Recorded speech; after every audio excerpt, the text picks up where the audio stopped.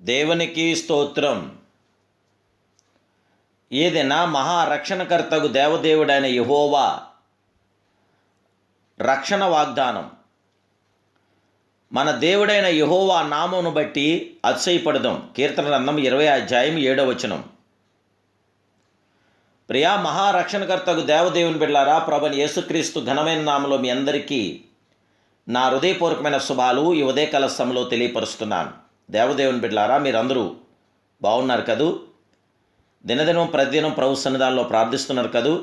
దేవుని ప్రార్థించండి, మయంపరచండి, గణపరచండి, ఆయన బట్టి మాత్రమే అతిశయించండి. కొందరు రథములు బట్టి, కొందరు గుర్రములు బట్టి అతిశయిస్తున్నారు. మనమైతే మన దేవుడైన యెహోవా నామమును బట్టి అతిశయపడదాం. ఈనాడు అనేకులు మేము జరిపించిన సభలకు ఎన్నో వేల మంది హాజరయ్యారు. నా ప్రసంగం విని అనేకులు చేతులెత్తారు. నేను ప్రార్థించగా అనేకులు స్వస్థత పొందారు. అనేక లక్షల రూపాయల ఖర్చుతో మేము జరిపించిన గొప్ప కూటములలో ఇన్ని వందల మంది బాప్తిసం పొందారు అని అతిశయించడమే కానీ వీటన్నిటికీ మూల కారణమైన క్రీస్తును గణపరచలేకపోతున్నారు. అద్భుతాలకు, ఆర్భాటాలకు, స్వస్థతలకు, సాక్ష్యాలకు అతి ప్రాముఖ్యత ఇస్తూ సిలువ వేయబడిన క్రీస్తును ప్రకటించలేకపోతున్నారు. ఆ మహిమాస్వరూపున ఆ ఘనుడను ఎత్తి చూపించలేకపోతున్నారు. సమస్త కార్యాలకి కర్త ఆయనే, సర్వాధికారి అయిన సర్వప్రియ జగత్రక్షకుడు ఆయన మాత్రమే. యూదులు సూచక్రియలు చేయమని అడుగుచున్నారు. గ్రీసు దేశస్థులు జ్ఞానం వెతుకుచున్నారు. అయితే మేము సిలువ వేయబడిన క్రీస్తును ప్రకటించున్నామని 1 కొరింథీ 1:22-23 తెలియపరుస్తుంది. బాప్తిసమిచ్చుటకు క్రీస్తు నన్ను పంపలేదు కానీ క్రీస్తు యొక్క సిలువ వ్యర్థము కాకున్నట్లు వాక్చాతుర్యము లేకుండా సువార్త ప్రకటించుటకే ఆయన నన్ను పంపాడు. సిలువను గూర్చిన వార్త నశించున్న వారికి వెర్రితనము, గాని రక్షించబడుచున్న మనకు దేవదేవుని యొక్క శక్తి అని పౌలు తెలియపరుస్తున్నాడు. దేవుని బిడ్డలారా, గనుక మనం ఎన్ని కూటములు జరిపించినా, ఎన్ని ప్రసంగములు చేసినా, ఎన్ని స్వస్థత ప్రార్థనలు జరిపించినా, ఎంత డబ్బు ఖర్చు పెట్టినా వృద్ధి కలుగు చేయవాడు దేవదేవుడు మాత్రమే, కానీ మనము కాదని గుర్తించాలి.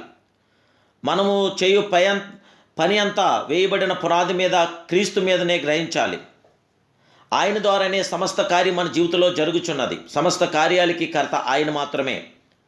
మనం డబ్బుతో, అధునాతన పరికరాలతోనూ, ఆర్భాటములతోనూ కూటములు జరిపించిన మూలముగా మనుషులు మారట్లేదు, కానీ కేవలం దేవుని కృపయే మనలను వాడుకొని మనుషులను దేశవైపు చూచినట్లు, ఆయన రక్తంలో కడగబడి రక్షణ పొందినట్లు చేయుచున్నదని గ్రహించాలి. మనము సాధించిన కార్యములను బట్టి అతిశయించక మనం విశ్వసించిన యేసునందే అతిశయిందాం.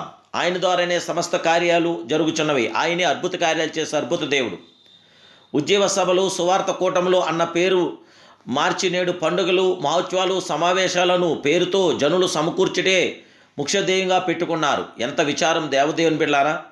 మనం ఎన్ని ఆర్భాటాలు చేసినా నన్ను పంపిన తండ్రి వారిని ఆకర్షిస్తేనే కానీ ఎవడునూ నా యొద్దకు రాలేడని దేవదేవుడని యేసుక్రీస్తు ప్రభువు యోహాను సువార్త 6:44 తెలియపరుస్తున్నాడు.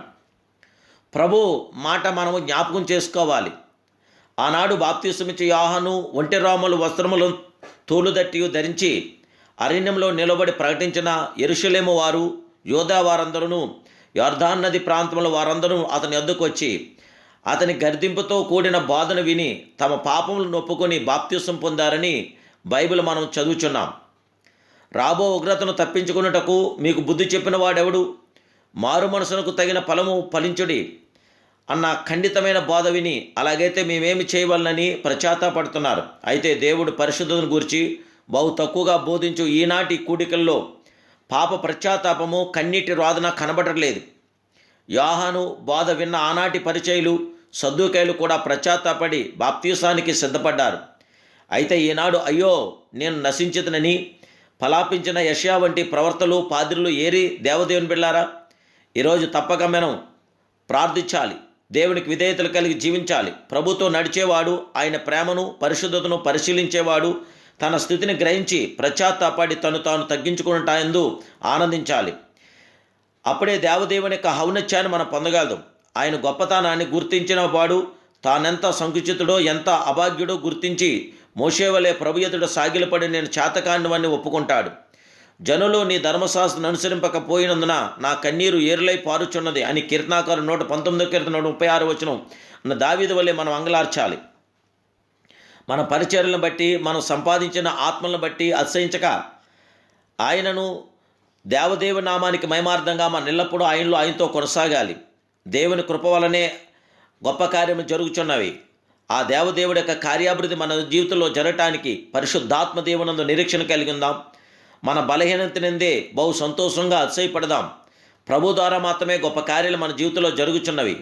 ఆశ్చర్యకరమైన అద్భుతమైన కార్యాలు ప్రభు మన జీవితంలో జరిగించగల సర్వప్రియ జగత్రక్షుడు, సర్వోన్నతుడు, మహారక్షణ కలుగు చేయగల గొప్ప దేవుడు ఆయన గనకే ఆయన నామానికి మహిమార్థంగా ఇప్పుడే ఆయనతో కొనసాగుదాం. ప్రభు కృప నిరంతరం మీతో నాతో నిల్చుండుగాక. ప్రార్థన.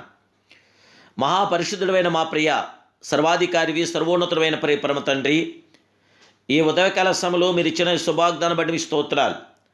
దేవదేవ, ఈ లోకాన్ని బట్టి మేము అతిశయించగా ప్రభువా నీ నామాన్ని బట్టి మేము అతిశయించడానికి మీ కృప మాకు దయచేయండి.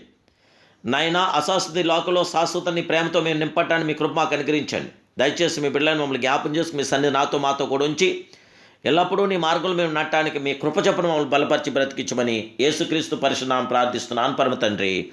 Amen. Amen. Amen. May God bless you.